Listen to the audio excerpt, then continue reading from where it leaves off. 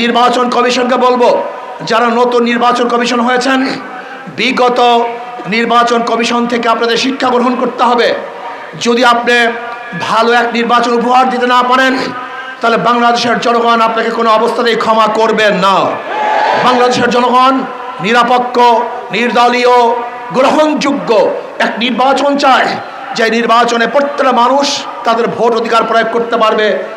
যাকে পছন্দ করবে, যেই ব্যক্তিকে পছন্দ করবে, সেই ব্যক্তিকে যেন নির্বিঘ্নে ভোট দিতে পারে, সেই ব্যবস্থা নির্বাচন কমিশনকে অবশ্যই করতে হবে। বর্তমানে আমরা দেখেছি মহিলা উন্নয়নের নামে যেই কমিটি গঠন করা হয়েছে, নারী নীতি, নারী উন্নয়নের নামে যেই নারী নীতি গঠন করা হয়েছে, যেই কমিটি গঠন করা হয়েছে, এ তো সেই এনজিওদের এক বিশাল এক কাফেলাকে সেখানে অন্তর্ভুক্ত করা হয়েছে। এরা নারীকে উন্নয়ন করবে না নারীদেরকে ধ্বংস করবে আমি জানি না। এখন প্রধান অতিথির বক্তব্য রাখবেন ইসলামী আন্দোলন বাংলাদেশের সংগ্রামী সিনিয়র নায়েবে আমির, জুলাইয়ের গণ অভ্যুত্থানের সংগ্রামী অগ্রসেনানী আল্লামা মুফতি সৈয়দ মোহাম্মদ ফয়জুল করিম শাহেকে চরমনাই।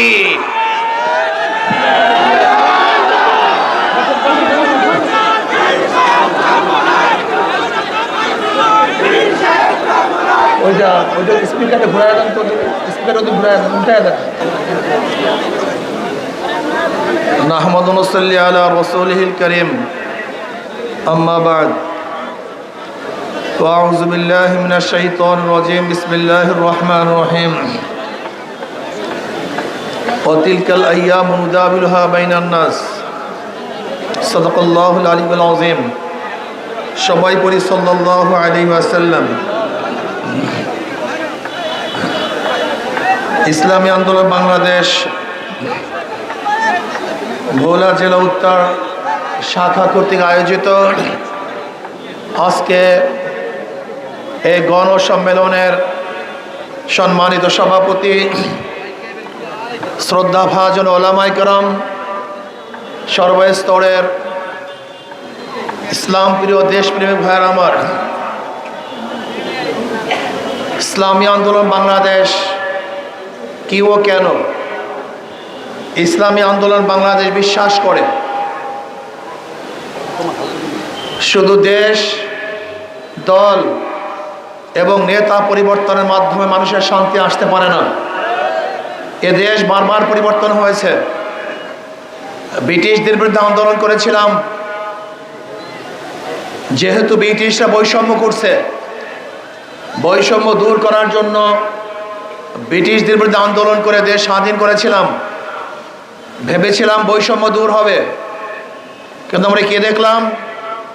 পাক ভারত উপমহাদেশের সংখ্যাগরিষ্ঠ মানুষ সংখ্যালঘু মুসলমানদের সাথে বৈষম্য করছে। মুসলমানরা ভাবছে যদি আমরা স্বাধীন এক রাষ্ট্র করতে না পারি, মুসলমানদের জন্য আলাদা ভূখণ্ড করতে না পারি, তাহলে বৈষম্য দূর হবে না। আমরা 47-এ বৈষম্য দূর করার জন্য পাকিস্তান নামে একটা দেশ গড়লাম। ভেবেছিলাম এবার বৈষম্য থাকবে না, মানুষ শান্তি পাবে, মানুষ মুক্তি পাবে, মানুষ তাদের অধিকার বাস্তবায়ন করতে পারবে। কিন্তু আমরা কি দেখলাম? পশ্চিম পাকিস্তানের লোক পূর্ব পাকিস্তানের লোকদের সাথে বৈষম্য করছে। আমরা ভাবলাম এই বৈষম্য দূর করার জন্য যদি আমরা পশ্চিম পাকিস্তান থেকে আলাদা না হতে পারি, বাংলাদেশ নামে এক স্বাধীন রাষ্ট্র গঠন করতে না পারি, তাহলে বৈষম্য দূর হবে না। এদেশের মানুষ অস্ত্র ধরেছে, আন্দোলন করেছে, জীবন দিয়েছে। আমরা বাংলাদেশ নামীয় 71 এক রাষ্ট্র করলাম। ভেবেছিলাম এখন আর বৈষম্য থাকবে না। সেই 71-এর স্লোগান কি ছিল? সাম্য, মানবিক মর্যাদা, সামাজিক ন্যায় বিচার। কিন্তু আমরা কি দেখলাম? 71-এর পর থেকে 53 বছর পর্যন্ত বহুত শাসক দেখেছি, বহুত দলের শাসন দেখেছি, কিন্তু মানুষের বৈষম্য দূর হতে দেখি নাই।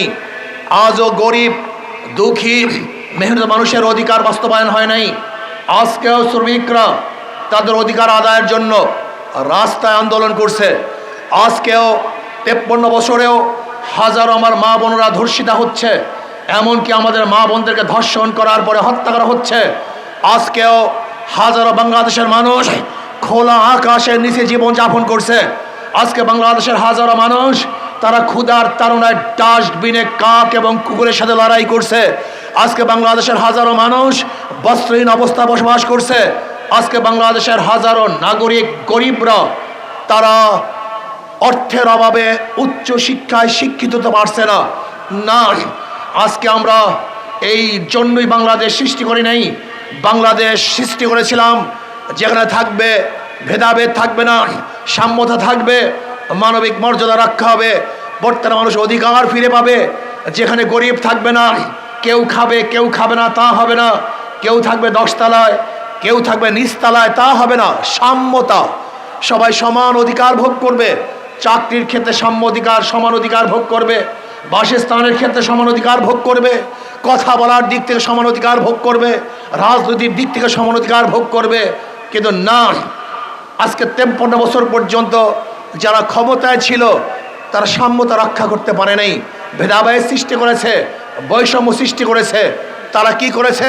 জুলুম করেছে, অত্যাচার করেছে, অবিচার করেছে, নির্বিচারে মানুষদেরকে হত্যা করেছে, মানুষকে গুম করেছে, খুন করেছে।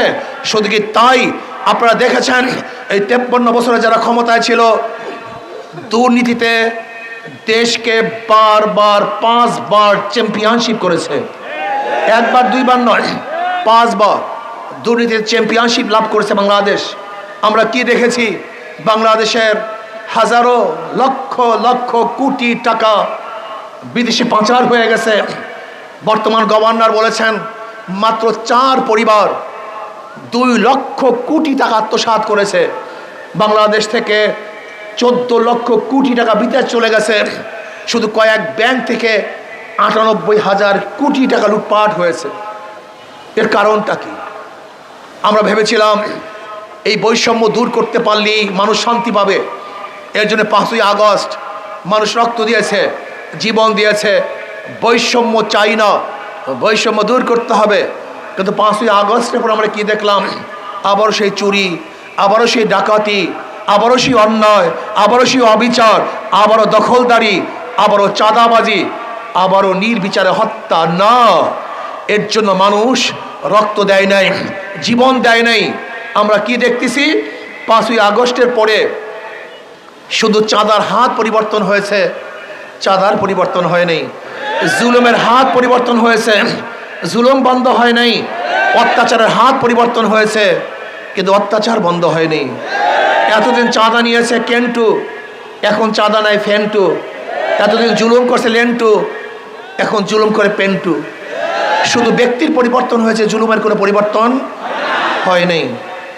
আমি জনগণকে একটা কথা বলতে চাই, আমাদের শায়খ মোর্শেদ, আমাদের লিডার বারবার একটা কথা বলেছেন, তেঁতুল গাছ লাগিয়ে মিষ্টি ফলের আশা করা যায় না, মাদার গাছ লাগিয়ে আমের আশা করা যায় না। চোরের মাধ্যমে চুরি মুক্ত দেশ হতে পারে না, জালেমের মাধ্যমে জুলুম মুক্ত দেশ হতে পারে না, দুর্নীতিবাজের মাধ্যমে দুর্নীতি মুক্ত দেশ হতে পারে না। আমরা কি দেখেছি? এসপি সাহেব পরিবর্তন হয়, ঘুষ সাহেব পরিবর্তন হয় না, ডিসি সাহেব ট্রান্সফার হয়, কিন্তু ঘুষ সাহেব সেই জায়গাতেই থাকে। আজকে ওসি পরিবর্তন হয়, কিন্তু দুর্নীতি পরিবর্তন না হওয়ার কারণটা কি? ব্যক্তি পরিবর্তন হয়েছে, কিন্তু আদর্শ ও নীতি পরিবর্তন হয় নাই। আমি বারবার একটা কথা বলতে চাই, একজনের নাম এ, একজনের নাম বি, একজনের নাম সি। এও চোর, বিও চোর, সিও চোর। ক্ষমতা আছে এ, সে কি করবে? হটাও এ, বসাও বি, সে কি করবে? হটাও বি, বসাও সি, সে কি করবে? কারণ নেতার পরিবর্তন হয়েছে, দলের পরিবর্তন হয়েছে, নীতি আদর্শে পরিবর্তন হয়নি। এক চোরকে বাদ দিয়ে আরেক চোরকে আমরা ক্ষমতা বসাতে চাই না, এক সন্ত্রাসীকে বাদ দিয়ে আরেক সন্ত্রাসী ক্ষমতা দেখতে চাই না, এক জালেমকে বাদ দিয়ে আরেক জালেমকে ক্ষমতা দেখতে চাই না। এদেশের মানুষের জন্য রক্ত দেয় নাই, এর জন্য 5ই আগস্ট মানুষ শাহাদাত বরণ করে নাই। এদেশের মানুষ পঙ্গুত্ব কেন অর্জন করেছিল? বৈষম্য দূর করার জন্য, গরিবের অধিকারকে ফিরিয়ে দেওয়ার জন্য, ব্যবসায়ীদেরকে স্বাধীনভাবে ব্যবসা করার জন্য, চাকরিজীবীদেরকে নির্বিঘ্নে চাকরি করার জন্যই মানুষ রক্ত দিয়েছে, জীবন দিয়েছে। কিন্তু আমরা কি দেখতেছি? আজকে সেই জালেম, খুনি, ডাকাত এবং লুটেরা আবার ক্ষমতায় আসার চক্রান্ত করতেছেন না। জনগণকে ঐক্য হতে হবে, জনগণকে ঐক্য হতে হবে। যেই দলের মধ্যে, যেই ব্যক্তির মধ্যে দুর্নীতি আছে, চাঁদাবাজ আছে, যেই দলের মধ্যে চাঁদাবাজ আছে, ওদের দল আমরা করব না, ওদেরকে ভোট আমরা দেব না, ওদের পিছনে আমরা হাঁটবো না। যদি জনগণ ঐক্য হন, আমি আল্লাহর কসম করে বলতে পারি এই বাংলাদেশে এমন এক সূর্য উদিত হবে, যে সূর্য উদিত হবে এমন আলো ছড়িয়ে দেবে যেখানে বৈষম্য থাকবে না, জুলুম থাকবে না, অত্যাচার থাকবে না, অবিচার থাকবে না। প্রত্যেকটা মানুষের অধিকার ফিরে পাবে, যেখানে অধিকার থাকবে মহিলাদের, যেখানে অধিকার থাকবে পুরুষদের, যেখানে অধিকার থাকবে জেলে, তাঁতি, কামার, মজদুর, ঋষি, মেথরদের, যেখানে অধিকার থাকবে প্রত্যেকটা চাকরিজীবীদের, যেখানে অধিকার থাকবে প্রত্যেকটা শ্রমজীবীদের, যেখানে প্রত্যেকটা মানুষের অধিকার বাস্তবায়ন হবে, সেই সূর্য বাংলাদেশে উদিত হবে। সেই সূর্যের নাম হলো ইসলামী বাংলাদেশ। সেই সূর্যের নাম কি? ইসলাম ব্যতীত, ইসলাম ব্যতীত বারবার দল এবং নেতা পরিবর্তন করবেন, কিন্তু দুর্নীতি পরিবর্তন করতে পারবেন না। এই জন্য এখানে যারা আছেন আজকে শপথ গ্রহণ করেন, আল্লাহর কর্তৃত্ব, নবীর নেতৃত্ব। কার কর্তৃত্ব? আল্লাহর কর্তৃত্ব, নবীর নেতৃত্ব চলবে। অন্য কার নেতৃত্ব, অন্য কার কর্তৃত্ব আমরা চাই না। চাই না ডেমোক্রেসি, চাই না সেকুলার, চাই না আমরা সোশ্যালিজম, চাই না আমরা ক্যাপিটালিজম। আব্রাহাম লিঙ্কনের কোনো আইন চলবে না, মাউসুদের আইন চলবে না, কাল মাসের আইন চলবে না, না সেখানে সক্রেটিসের আইন চলবে। জনাবে মুহাম্মদ রাসূলুল্লাহ সাল্লাল্লাহু আলাইহি ওয়াসাল্লাম যে নীতি ও আদর্শ নিয়ে এসেছেন, নবীর সেই সৈনিকরা তাদের জীবনের বিনিময়ে নবীর আদর্শ বাস্তবায়ন করবে ইনশাআল্লাহ। আর একটা আন্দোলনের প্রয়োজন, আর একটা সংগ্রামের প্রয়োজন। প্রিয় ভাইরা আমার, ভোলার গ্যাস, ভোলার জনগণের অধিকার বেশি। এর জন্য আমি বলবো প্রত্যেকটা মানুষ যেন ভোলার জনগণ গ্যাস ব্যবহার করতে পারে সে ব্যবস্থা করতে হবে। শুধু ভোলার গ্যাস, এটা ভোলার গ্যাস নয়, এটা জাতীয় সম্পদ। আমি দাবি করব এই ভোলার গ্যাস যেন বরিশাল বিভাগের মধ্যে দেওয়া হয়, যেন বরিশালের মানুষ, বরিশালের বিভাগের মানুষ উন্নতি করতে, উন্নয়ন করতে পারে। আমরা বলবো বাংলাদেশের প্রত্যেকটা মানুষ যেন বাংলাদেশের প্রত্যেকটা সম্পত্তির অধিকারী এবং তারা মালিক এবং সমভাবে তারা সেখান থেকে উপকৃত হতে পারে, সেই ব্যবস্থা করতে হবে। প্রিয় ভাইয়েরা আমার, আজকে ভোলা এবং বরিশালের মধ্যে একটা ব্রিজ হওয়ার খুবই প্রয়োজন, সেতুর খুবই প্রয়োজন। এই জনগণ, এই গণসমাবেশ থেকে আমরা আহ্বান করব সরকারকে, অচিরেই যেন আমরা এখানে ব্রিজ দেখতে পারি, সেই ব্যবস্থা সরকারকে অবশ্যই করতে হবে। নির্বাচন কমিশনকে বলবো, যারা নতুন নির্বাচন কমিশন হয়েছেন, বিগত নির্বাচন কমিশন থেকে আপনাদের শিক্ষা গ্রহণ করতে হবে। যদি আপনি ভালো এক নির্বাচন উপহার দিতে না পারেন, তাহলে বাংলাদেশের জনগণ আপনাকে কোনো অবস্থাতেই ক্ষমা করবেন না। বাংলাদেশের জনগণ নিরপেক্ষ, নির্দলীয়, গ্রহণযোগ্য এক নির্বাচন চায়, যে নির্বাচনে প্রত্যেকটা মানুষ তাদের ভোট অধিকার প্রয়োগ করতে পারবে। যাকে পছন্দ করবে, যেই ব্যক্তিকে পছন্দ করবে, সেই ব্যক্তিকে যেন নির্বিঘ্নে ভোট দিতে পারে, সেই ব্যবস্থা নির্বাচন কমিশনকে অবশ্যই করতে হবে। বর্তমানে আমরা দেখেছি মহিলা উন্নয়নের নামে যেই কমিটি গঠন করা হয়েছে, নারী নীতি, নারী উন্নয়নের নামে যেই নারী নীতি গঠন করা হয়েছে, যেই কমিটি গঠন করা হয়েছে, এ তো সেই এনজিওদের এক বিশাল এক কাফেলাকে সেখানে অন্তর্ভুক্ত করা হয়েছে। এরা নারীকে উন্নয়ন করবে না নারীদেরকে ধ্বংস করবে আমি জানি না। আমি মনে করি ইসলামিক মাইন্ডেড যারা ইসলামকে লালন করে, এরকম মহিলাদেরকে নারী নীতি প্রণয়নের জন্য সদস্য নেওয়া হোক, যারা মাটি এবং মানুষের সাথে সম্পৃক্ত না, এরকম কোনো মহিলাদের মাধ্যমে যদি নারী নীতি প্রণয়ন করার জন্য সদস্য নেওয়া হয়, তাহলে নারীরা নারী থাকবে না, ওরা নারীরা নারী থাকবে না, ওরা ট্রান্সজেন্ডার হয়ে যাবে, ওরা এক সময় নিজেদেরকে পুরুষ দাবি করবে। কাজে এই আমরা কোনো অবস্থাতেই চাই না। এবং প্রত্যেকটা শিক্ষাঙ্গনে কওমি মাদ্রাসার ওলামায়ে কেরামকে সেখানে নিতে হবে, সেই ব্যবস্থা করতে হবে। প্রত্যেকটা সরকারি মসজিদে যেন কওমি মাদ্রাসার ওলামায়ে কেরাম ইমামতের জন্য নিয়োগ পেতে পারে, সেই ব্যবস্থা অবশ্যই সরকারকে করতে হবে। এই দাবি আমরা জানাচ্ছি। ইবতেদায়ী মাদ্রাসাকে জাতীয়করণ করতে হবে, এক কথায় শিক্ষাঙ্গনের মধ্যে ইসলামী শিক্ষা বাদ দিয়ে কোনো শিক্ষা বাংলাদেশের জনগণ চায় না, করতে দেবে না ইনশাআল্লাহ। কাজে আসুন আগামী যদি ভোলাতে প্রত্যেক জায়গায় গ্যাস না দেওয়া হয় তাহলে 6 ডিসেম্বর ইন্টারকো অফিস ভোলাবাসী ঘেরাও করবে ইনশাআল্লাহ। আসুন, এই যে আপনারা দেখেছেন একটা প্রতীক, এই প্রতীক হাত পাকা প্রতীক, শান্তির প্রতীক। কি প্রতীক ভাই?